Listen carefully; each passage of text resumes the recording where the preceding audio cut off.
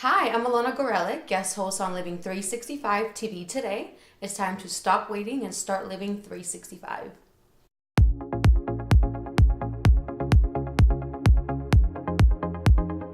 Hi, I'm Suzanne Longstreet, guest host on Living 365 TV today. It's time to stop waiting and start living 365.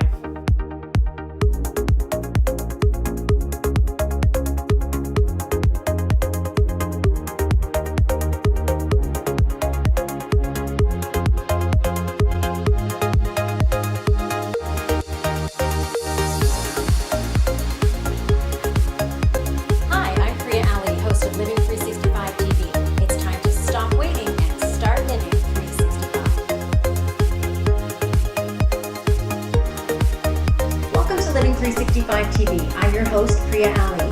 This show is designed to bring you real experts and real tools for real people like you who are ready to stop waiting and start living 365. We are talking about girl power today, ladies and gentlemen. Nothing like the girl power out there. And joining me today to bring this great topic to you, I have with me Ilona Gorelik, founder and CEO of White Diamond Staffing. Welcome, Ilona. Thank you for having me.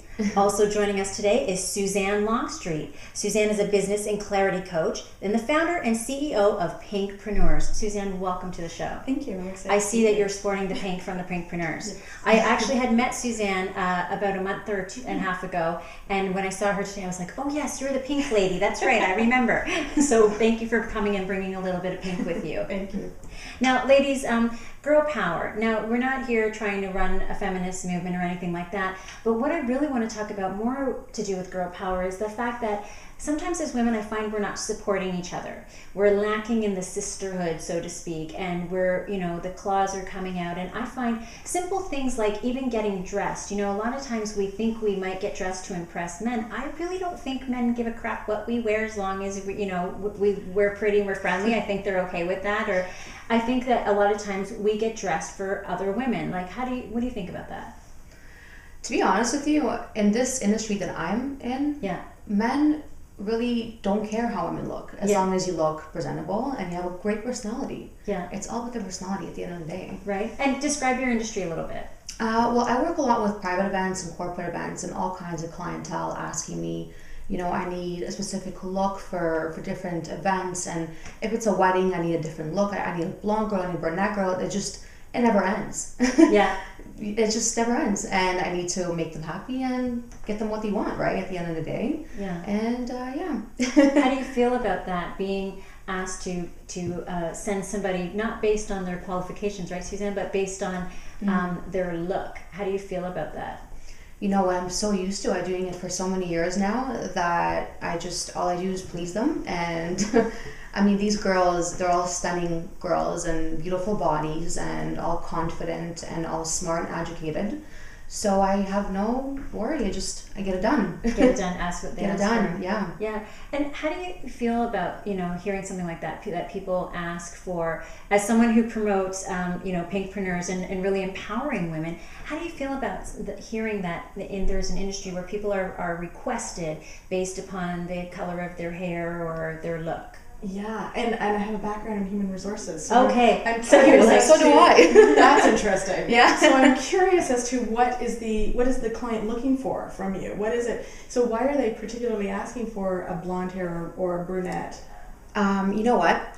If it was a modeling agency, for example, it's a little bit similar to that. Okay. Right? And depends on the event and depends on the event they're having and the clientele they're having, right? So and the guests as well. Are they hostessing? They're bartending, they're hostessing, okay. They're doing because my mind went somewhere else. Okay. Yeah. I get it. Yeah. Yeah. So I just want to. No, not that kind of staffing. No. Nobody call a woman with those kinds of calls. It's hostessing, bartending. I was looking for clarity. Yeah. Here we go. And that's they got the clarity coaches on because we got to clear that up right from the get-go.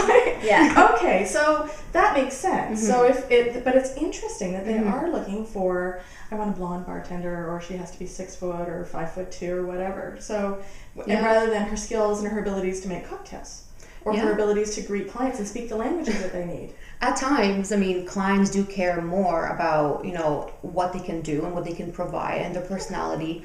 Of course, right? It's all one connection to each other. Yeah. They have to be good looking and they have to be good at what they do. Absolutely. So probably similar to like a movie, right? When we have a role. So people in business, and I know this from the consulting part of my business, people in business have a vision of what they would want their business to look like and what they want the feel to be, and what, when somebody walks the room, what do they see? Right. So I think it comes from whoever it is creating the vision that this is what they see behind the bar is a blonde, whatever, a girl that's this, or a brunette. That's just part of their vision. No different than, say, if somebody was casting a role in a movie. So when the casting call goes out, it's like, we're looking for a tall male, skinny build, like to play the role of blah, blah, blah, blah. Right? So I think that if It's really, it's to please their guests is what they're looking for, really. It's not for themselves, it's for their guests. And it's to continue with the theme of whatever it is that they're trying to create. So it's the brand. Yeah. So we want to put it into business terms. It's about the brand. Yeah. Exactly. So fascinating. I didn't realize that you could actually, I would just call a place that was providing me with service to have a bartender and get who I get. Yeah, when Jimmy shows up, and you know, As long as he knows how to make my favorite beverage, yeah, I'm exactly. okay. That's right. And I completely agree with that, right? But hey, you know what? They have to please their guests and make their event look luxury and all exciting, right? Now, how do you think that this contributes to, or you know, speaks to women's self-esteem? To know that, I'm curious to know, because we understand why they're doing it. We understand the business aspect of it, the visionary aspect of it. But as a society, how do you ladies feel that this may impact a woman's self-esteem, to know that this is something that she, you know, is revered for, and that's sort of where things are led from? Well, That's what do you reality, think? isn't it? Yeah. You know, that's where we are today. In the media and our young girls, and these commercials that they're talking about right now with these young girls who are 12 and 13 and are worried about their diets and whether or not they can get into the bikinis, etc. And it is infiltrating, and it's a concern. And I think that we need to all set a good example for our young women so that they know that their self-esteem and their self-worth is not defined on their looks. Because we're all fabulous. We're all beautiful. And you know what? Having the opportunity to have your makeup put on, as we did today, which was a real gift, is, you know, we can take everybody and make us beautiful. The media has done an amazing job of what they can do. So I would hate that our image is tied to our self-esteem. Yes. And what we see in the mirror is tied to who we are. And yeah, that's where I would.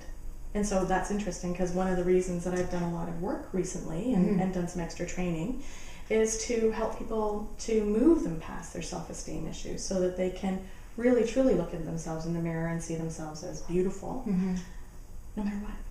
And that's really interesting, because we, going back to your point about, you know, when men are they just really want someone with a good personality and fun. When you open up, say, a lot of these magazines that might be out there, I don't think that, you know, the calendars are out there. They're not Miss Personality. It's not Sports Illustrated with January Miss Nice, Miss Congeniality, Miss, you know, Miss Friendly. It's not, that's not really what's being asked for. And so I kind of, I don't know, I feel a little bit mixed about that concept out there, that men really are looking for a great personality. I think it starts with the bodies, and that is what's being projected and sold out there. And I think sometimes too, as women, we're now starting to jump on the bandwagon of doing this. Like, I was in the car the other day and heard an ad on the radio for the mommy makeover from a plastic surgeon. Yes. And I was just like, wow.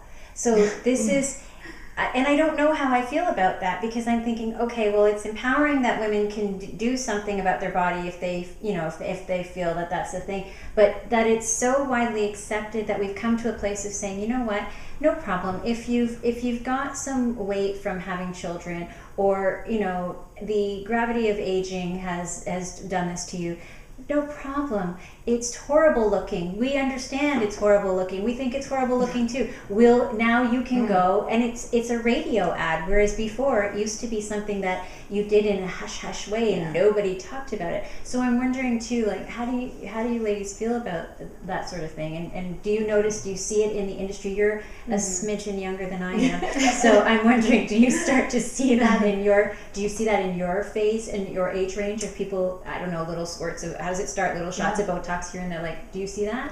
I certainly do, and I do know a lot of women who get involved with injections and Botox and getting anything done to please themselves at the end of the day, right? And they start at a very young age. I mean, I understand starting it a little bit later on when you really need it, but they just start just for fun. They think they need a little, fix up here and there, and just for fun, they start getting everything done, and it just gets to be an addiction. So they are doing it younger and younger then? Oh yeah, I mean, I would say starting at 23. Oh my goodness. 23, 25, and... Like, what do you need done at 23? Just as an example. They see what's out there in social media, Facebook, Instagram, right? What people are posting, and they look amazing, and they think, oh, well, you know what, if I get my lips done a little bit, then hey, I'm going to look better. I'll feel a little bit better about myself. So this is an interesting conversation, because I was having a conversation with one of my clients today, and she was constantly saying how much she compares herself to others. And I heard one of my business coaches years ago who said, quit comparing the inside of you to the outside of somebody else. Just stop. Because we don't know what has gone on in their life. So they may present a perfect package and not be perfect underneath. Like, there might be some stuff that we don't even know about. And so it's really imperative that we stop comparing to each other. We celebrate our differences, because that's what makes us fabulous. It's our uniqueness. And everybody wants to follow somebody who's unique, not somebody who's just the same as everybody else. Yeah.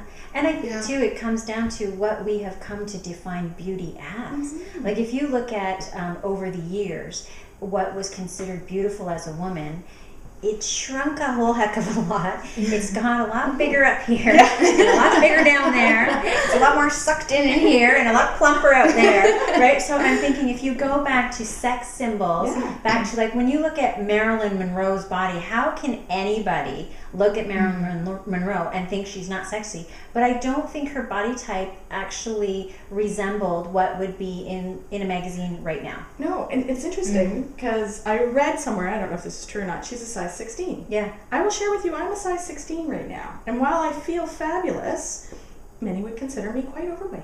Yeah.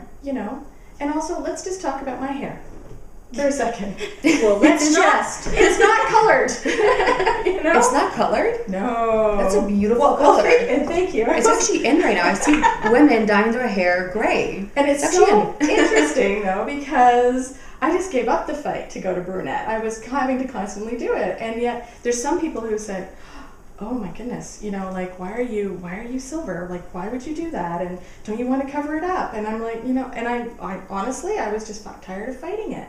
But it's so, I didn't know that was your natural beautiful hair color color. either, because honestly, thank you guys. people do, that is a trend right now. Yes, the silver and the hair, and it's actually almost, you can't see it from this side, you're going to have to turn your head so I can see. It's very naturally highlighted, isn't it? It looks like you have highlights. You don't have any lowlights anywhere? No, it is just, wow. Thank you guys. What I was trying to convey sorry, was something complete, that we can be our unique self. We can wear our own hair.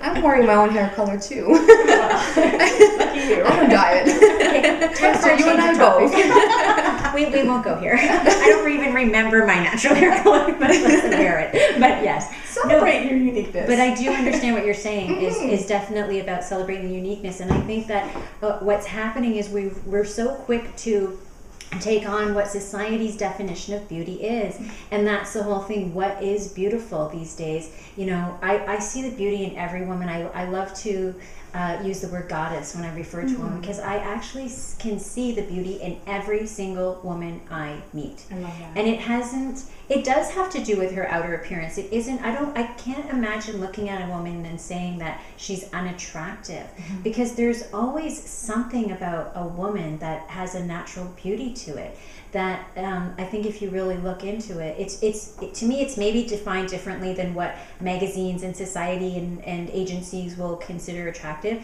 But I think if we really start to do that and support each other in telling each other, because we will pick ourselves apart. Oh, I hear all the time. I do it too.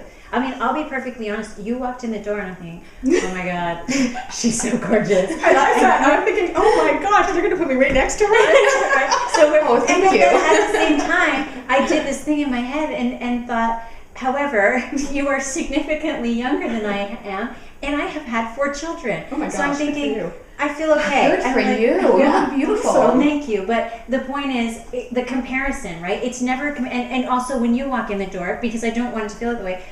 You're presented really well, and it is always that kind of thing as one woman to another is, okay, well, she looks really beautiful. I love that pink on her. Okay, I think I'm good. We're different, and it is So going we do back to that compare unique state about ourselves. ourselves. Yeah, we definitely compare we ourselves. do, I think we'd be lying if we said we didn't. And so I think sometimes when we walk into rooms, as I go back to the original point, I don't think we really are dressing or walking in there for men. I think that's a bonus maybe, because but we really do. Which man is like, oh, look at her shoes, or look at her highlights in her hair, or what, like, oh, she looks really good. I think she had some Botox, don't you think? So I don't think men are saying those things And about what that do they women say themselves. that men are mostly attracted to in a female? Natural beauty. And their self-confidence. Yes, 100%. That's what they're more attracted to. That's what they're seeing. The rest is helpful. Yeah. Because men are visual. Not all men. Yeah. You know what? pretty much I've been most of them. told many times that men like the natural beauty, and they like waking up to the same girl that looks the same every single day. Not after she's taken out the clip-off The extensions fake and the lashes eyelashes. come off and the extra push-up bra, and you're like, hey, where did that girl go that I went to bed with And last that night? happens all the time. Right? Which with men, pretty much what you see is what you get. My husband says to me, would you stop putting on the stuff on your eyelashes? It makes them all clumpy. He means mascara? Stop wearing the mascara. He's just like, you don't need it. Okay. Yeah, I know, but we have been trained, and I think it's also, there's a balance in it. Makeup can be used to decorate the beauty. I think that's what makeup was generally designed for, is to decorate the beauty, not to change who you look like, and not to, be somebody else and appear to someone else. And we've got things like, Spanx and things holding you in and out and making things bigger. And I walked into a store and saw these panties that had, I don't have the ass pads. That's all I can think of. Like ass cushions in them. I think I've seen those. No, I'm not even kidding you. So I was like, what? Really? Like, you can put them on and it will enhance the size of your behind. And I'm thinking, do we really need to what woman out there, what have we done in society that created the need for this product that some woman thinks she needs to put these on and walk around with them? It's the music that creates it. It's the rap music videos, and it's what's on TV nowadays. Yeah. Every girl that dances in it's all music, right? Any even if you video, look at it's, country music videos, it's booty shorts, it's like jean Daisy shorts. Dukes, Yeah. so their asses are hanging out too. Like it's about that's what has to happen. And I'm thinking, I find it makes it difficult for women these days too, because if you're not plumping it out there or hanging it down there, it just seems like it's not working. They think that they don't fit in, right? I mean, I look at some of the shorts. And not to say, obviously, when you see me stand up, you'll see my dress is rather short.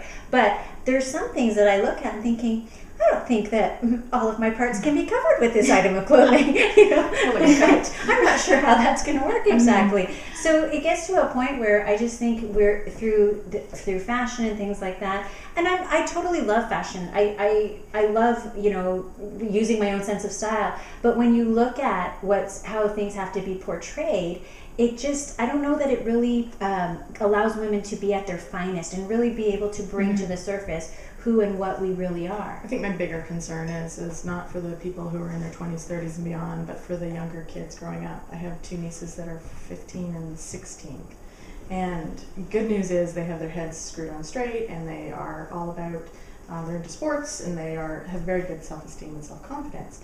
And it concerns me when I start to see them at that age and younger wanting to wear those panties that push up or the color, change their hair color or their eye color or something.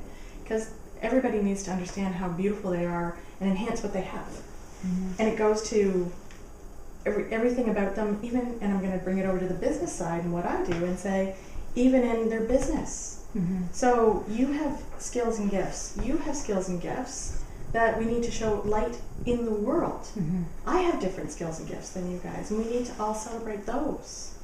So, and that's more important.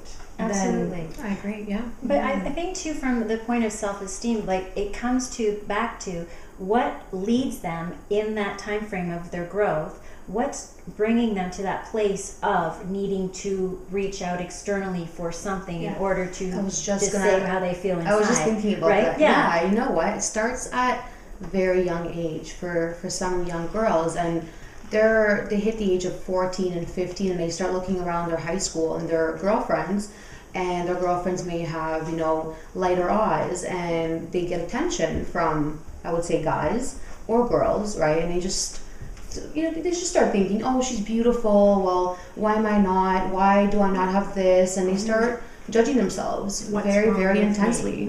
What is wrong with me? Yeah, and that question starts popping out at a very young age. Yeah, once that question hits their heads or our heads, it's hard to shut it ever down again. Right. And I do think, when you come down to it, when you look at all the media that's out there, I mean, right down to Dora. Dora has the biggest brown eyes ever, right? So she's got those nice light eyes, or all these Disney princesses. There's never an average Disney princess in the sense that I think there was one cartoon that did just recently, right, Suzanne? Yeah, they expanded the waist a little bit. Yeah, they expanded the waist and tried to make them more natural looking. It wasn't Frozen, was it? I don't think so. Anyways, somebody will write in and tell us. Please do. I know there was one of them where they consciously changed the way that she looked. But really, from the time we're little girls, that's the story we're given. And so, once upon a time, and then when you talk about the bad character, the bad female in the story, she's never attractive. Right? She's never attractive. And then what is the whole idea is to get to the prince. And so we're actually geared towards looking for that sort of acceptance. There's never a camaraderie. There's always, the women in the stories are always against each other. That's true. Right? Yeah. There's never like another princess that came over and said like, screw Prince Charming, he doesn't know anything. Like, You can do this on yourself. You can do this by yourself. It's one of the things that I've wanted to do is to create like cartoons with real, with a whole different storyline to it that had for little kids that they could actually see that, you know what, Rapunzel, forget it. Never mind your hair. Like, I'll help you out. Here's a fire escape. Like, come down my ladder or something like that. That'd be fun. So, but when you really think about the way it's perpetuated, it starts from there. And little girls do look at how to identify with, and they look at their mothers. And a lot of us, I have 2 daughters myself. I had to really watch my own body image issues, articulating them in front of my daughters, because I noticed, right now, my little girl walks around wanting to be on a TV show with high heels on, and that's who I am. So I can see she's starting to emulate what I'm emulating. My older daughter is, thank God, she's more level-headed than I am. So it was one of the things to do with it. But also around the body issues, sometimes I'll say something about myself, and she'll say, "Mom, you're being ridiculous. You look fine," right? So it's still, and even though, and I'm a coach, but it's strong. The images out there are strong. Some of the pressures are strong out there. So how do we help each other, I think, to support ourselves as women? What do you guys think? You start to see these no makeup shots and things like that, but yet the covers, they still are full of makeup. So what do you think about It's really this? more the filter. They may say, here's my natural shot, and Instagram it and put it on social media for people to see, right? And to see that you know what, they are naturally beautiful. They have to prove it to someone nowadays, which is the scariest part. Yeah. And they still filter it. There are still filters added, but it makes them feel better that, you know what, I'm posting a natural picture and here's me. But nobody needs to know that it's still filtered. Yeah. And I think too, because I find for, you know, you're dealing with Pinkpreneurs, you're dealing with other business women that are coming to you for staffing and things like that, and letting me know that all the women are highly educated, that some of them have businesses of their own, they're doing this on an extra income basis or investment purposes, whatever they're doing to build their own financial portfolios, is that it is when we're dealing with women this way, is kind of seeing how do they look at each other when they present themselves in business? Where are they really bringing their confidence? What can we be doing to help, you know, grow the confidence levels in women in different industries? Well, it's interesting because that's one of the things you talked about, competition and comparing ourselves to each other. One of the things that I started Pinkpreneurs was to connect, and so that we could have fun together. And we could help each other grow our business. So now that I know you guys and a little bit more about what you do, when I meet somebody and they say I need this, I can go out and say, hey, I do know somebody I can connect you, because that's how we help each other. That's how we help each other grow. And that I think is powerful. We are women totally connect completely differently than men do. Men come in with an agenda and they're focused, and that's good, because when they were out on the plains looking for dinner, we needed them to be focused.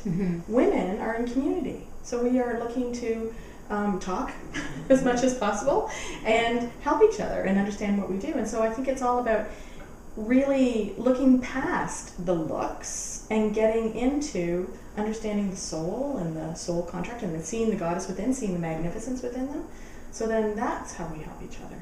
And when that person can't see the light within them, Exactly. then bring it, Shine it. Exactly. Hold the mirror up, Yeah. excuse me, for a moment, but hold the mirror up in front of their hand, in front of their face, so they can see it in themselves. Yeah. You have to help out. You have to support one another. You have to.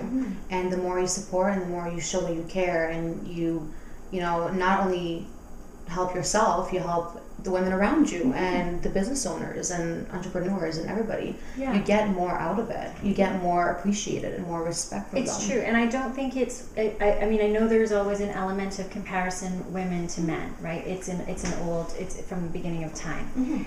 But I do feel that there's this little thing going on amongst women themselves, and that's what I really want to encourage women to do is, let's take that off the table. As it is, and this isn't about being feminist, but the long and the short of it is, my personal experience is, when I walk into a meeting, I can tell that I'm going to a meeting with men, there is a certain visual aspect to how they look at you and how they receive you. And so beyond just how you show up, you have to get through that layer first. Then you get to the part where what you have to say is of value. And then you also have to make sure that you stay on top of it, so that the opportunity that's created stays with you and doesn't get sort of taken away.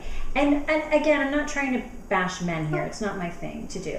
However, it's just the reality of, as a businesswoman, what I find that is something I'm facing. So when I get out there with women, I feel like, oh boy, like at least we wouldn't go through this, sorry for lack of a better word, the bullshit of dealing with that at least you can go in there and there is some sort of sisterhood out there that says, okay, what can we do to work together? Because you feel like you should be able to walk into a room of women and not feel like that's going on, but yet sometimes I still feel like it is. It is. And that's one thing that at times we cannot control, right? We just walk into events and we may be dressed a certain way, and women start looking at you and talking about you, and it may be good things, and maybe bad things too, but that's just one thing that you cannot control. Yeah. And that's when the Amy Cuddy has an amazing TEDx talk. Have you watched it? It's an 18-minute TEDx talk, and I highly recommend looking at it. And it's all about the power of our mind controlling our body. We call it physiology. Yeah. So it's if you stand in the power pose, even in Usain Bolt's, power, a victory pose, and if we stand in like this for 2 minutes or more, then in the bathroom, before you walk into the event, you automatically feel better, and people will greet you differently.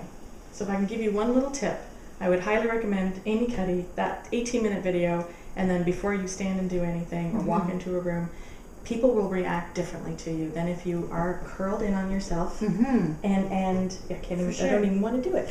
Yeah, because it doesn't feel right to you Right. physiologically, right? Right. Because that's not your confidence No. level. So I understand. Yeah. And that's amazing that you bring that point, because around, postures and stances, I've just recently completed studying Tantra, but from a white tantric, from an energy perspective, and really understanding, having gone through, I don't know how much of the show you guys watch, but I've shared before, I was sexually assaulted as a teenager, which really impacted my my confidence level in my feminine energy. And so I associated feminine energy with weakness. And it took me a long time. So I actually elevated my masculine energy, and I was out there really aggressive and assertive and being in that way, because it allowed me to feel more safe. Now, in taking this training, I really began to understand. So in energy practices, female energy is water, and male energy, masculine energy, is fire. So I thought about this, and I'm thinking, well, fire is pretty powerful. So I'm thinking like forest fires, right? Like, look at the damage that forest fires can cause, or a house can be burnt down by a fire. But then I was thinking of the power of female energy, and I'm thinking tsunami. Right. Right? So what's more powerful? Who would I rather be, the forest fire or the tsunami? And really putting into perspective, because when you think of fire and water, so yes, the fire can boil the water, it can steam the water, which is why I think women have such a high threshold. And so, you're slowly being boiled by a man, that you just you're getting hotter and hotter and hotter until it's like, right? Or they can steam you, and you'll evaporate, but it takes a long time. Versus a woman, Or it's they like, can turn you on. yeah, well, that's the other thing, right? Light your fire. That's a good thing. Right? And get you, exactly, get you going, and get you bubbling. And then the other aspect of from a woman's perspective, but water to fire, it's pretty quick. Yeah. Like we can put that fire out really fast. So Oh, yes. I feel that That's a lot of 100%. times that men innately sense this power in women. And again, I don't, please don't write me telling me I'm a feminist. I'm really not. I'm looking for equality. But as humans, to understand the energy that, I think women have such a powerful energy that it can be intimidating to men. And when you look at it as water over fire, you can understand why.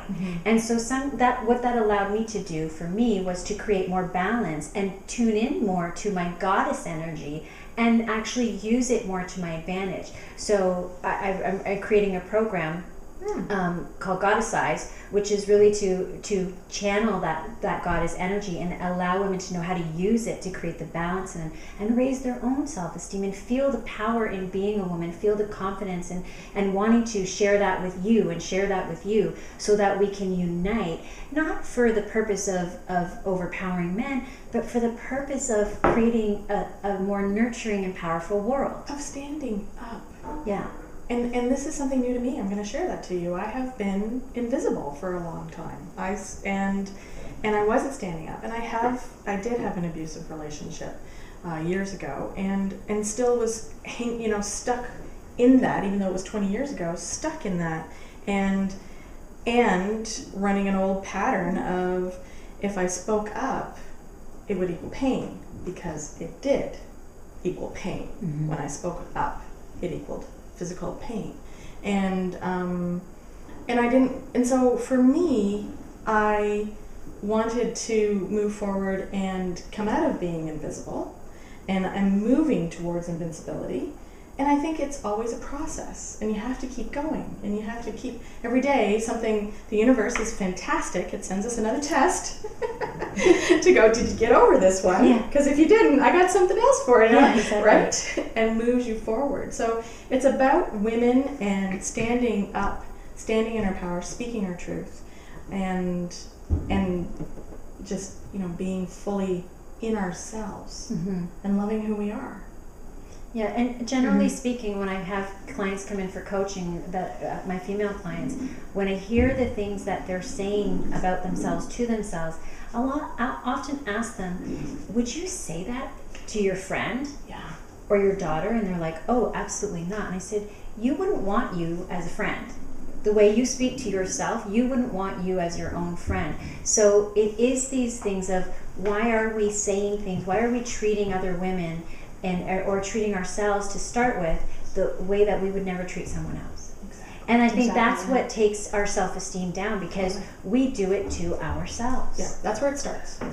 Because we yeah, go ahead. No, it does. I completely agree. I mean, I had a friend who, actually a really good friend, she was a model for Elite Management, and that was when she was 20, and she was already 5'10", and she was already 115 pounds, and he told her, well, you can't be here unless you lose another 10.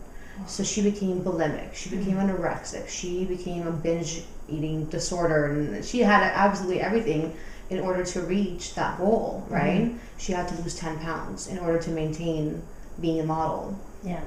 I mean, it only lasted 2 years for her. It was just too intense, right? She became unhealthy, and then me studying nutrition, and you know, I know a lot about food and more than she does. I had to get her out of there. It was a hole where she was at.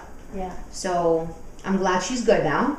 We're all good. We're all glad she's We're good. all good. Absolutely. She's good. She's actually becoming a lawyer now. Oh, wow. That's Yeah. wonderful. Yeah. That's a nice story. Right. It's a great demonstration of, you know, being stuck, trying to please others, and then moving forward to stand in your own power and find her voice. My gosh, what better vocation than a lawyer to find your voice? Yeah. Absolutely. Now, let's give a final word to the audience. What would you like to leave the women of today with? You know what? Doesn't matter what age you are, 15, 20, 25, doesn't matter. Just love yourself and just be who you are. Don't look at your friends and don't look what's around you. Just love who you are and appreciate it. Thank you. Love it. Avoid comparing the inside of you to the outside of somebody else, because you don't know their whole story. Celebrate who you are. Celebrate your strength. Celebrate everything that you are. And I encourage you to count your blessings. I know that sounds so old-fashioned, and it's so true. Count who, you know, just really celebrate who you are. And I think that's the most important thing. And find somebody who supports you in your dreams, goals, and desires. Thank you. Ilona, where can people find you, and what do you maybe have up and coming? Actually, I'm excited because I have a trip to South Africa for 2 weeks. Oh, wow. I'm getting involved with a charity, and it's exciting. We're starting a charity in South Africa with a team. It's a team of 10, and I'm not sharing everything yet because we're just getting on board now, and I'll be sharing a lot more through my blog that I'll be posting on my Facebook fan page. You can find me at whydiamondstaffing.com, which is the website, or my Facebook. Just Facebook/whydiamondstaffing. Okay, perfect. Thank you. And Suzanne, what's up and coming for you, and where can we find you? Nothing is She's still exciting stuck as in South Africa. Can I come? I want to go to South Africa. Of course, anybody's welcome. I'm changing a little bit. We actually are growing Pinkpreneurs, the networking group, and we're going to be launching in Orangeville in January. We're going to be launching in Hamilton. And I'm talking to actually somebody about launching in Niagara, so that's exciting. So there'll be more opportunities to meet other women who celebrate their pink power and their Pinkpreneurs. And so that's the Pinkpreneurs. And then my coaching business, as a result of just having gone through extensive NLP training, so that's neuro-linguistic programming training, through PRAC, so the first level, second level, so master coach that you have as well, right through to NLP training, and then I'm soon to become a hypnosis trainer, so I'm looking forward to that. Fantastic. So next year I'm looking to change my business slightly, work more one-on-one with women entrepreneurs to move them from invisibility to invincibility in their business. And my website, I understand, is going to be right below me, so I'm going to just Success and Clarity and Pinkpreneurs. Perfect. Thank you very much. Ladies, thank you so much for joining us. It's such a pleasure having this conversation with you. Thank you. Ladies and gentlemen, feminine power is a great thing to have. We need the balance of feminine energy in the world. It's what gives us the yin-yang, the polarity that we need in our world. We need that balance. And for you ladies out there, I really want to encourage you to embrace your feminine energy and to really start doing that by loving yourself. What does that mean to love yourself? Is to celebrate you, all of you, the parts you like, the parts you don't like, to really celebrate and accept you as you are. Once you accept you and who you are, you'll find that others will too, and you'll find that you will begin to accept others as they are. I really want to ask you to get out there, support other women. The women that are out there, picking themselves apart for the way that they look, or maybe the way that they're not doing well at home or keeping up with having it all, doing it all, being the superwoman. Really encourage them. Take a moment and show them how much they're actually offering just by showing up every day in the world. As always, I want to remind you to stop waiting and start living 365.